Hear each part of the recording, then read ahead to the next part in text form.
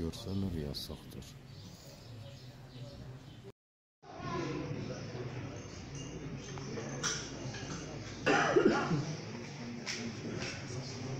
ولنوح الفاتحة.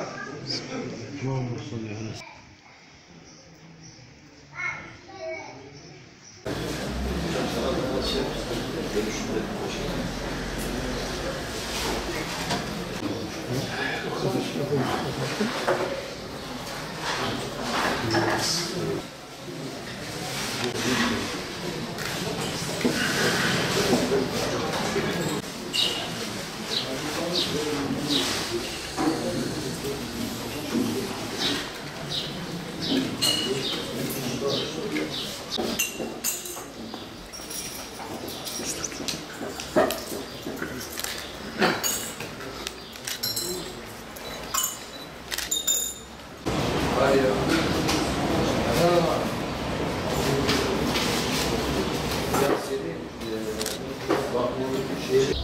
Evet, ben kendim de cezaevinde kaldım.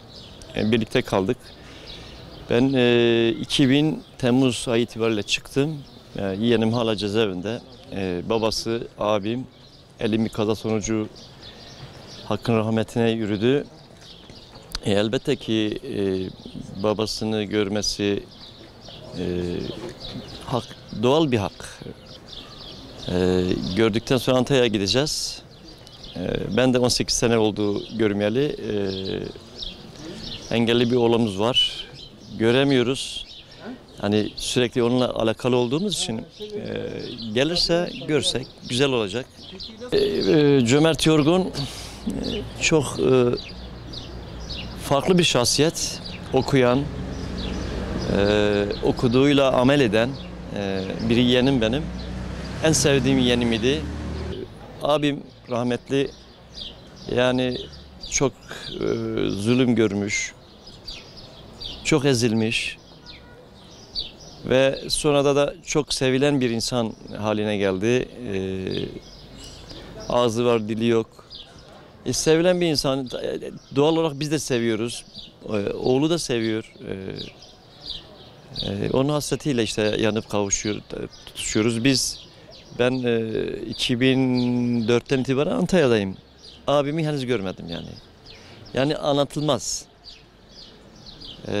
Onu anlatamam yani. Çok farklı bir olay. Mirza abi hakikaten de oğlunun benim doğru istikamette olduğumuzu bildiği için hiçbir engellemede bulunmadı. Bu benim için çok güzel, bizim için çok güzel. Ailenin diğer fertleri için de inandığını yaşaması açısından herhangi bir engel koymadı. Yani hasreti anlatamam. Hasret farklı bir şey abim açısından, yani bizim açımızdan, Cömert açısından elbette. Ben açık konuşayım, yani tüm herkes dinlesin yani. FETÖ'den giren darbe işleriyle uğraşanlar çıktılar. Rütbe olduğu için çıkıldı mı bilmiyorum ama yani yapanlar kumpas falandan adı altına çıktılar. Yani şimdi ben de kendim mahkemedeyken mahkeme salonunda bir polis rapor tutuyordu.